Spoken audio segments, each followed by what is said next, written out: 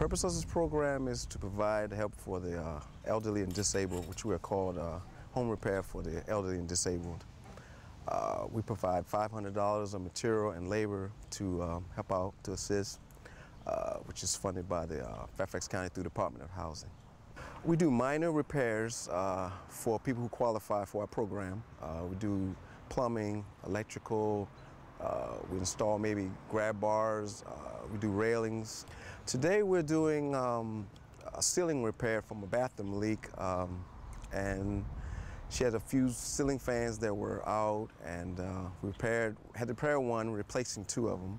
Most of the time our clients, they're not able to do their own, so it's rather a give and take things. We feel good about what we do to do it. If you qualify, we'll be able to help you. So.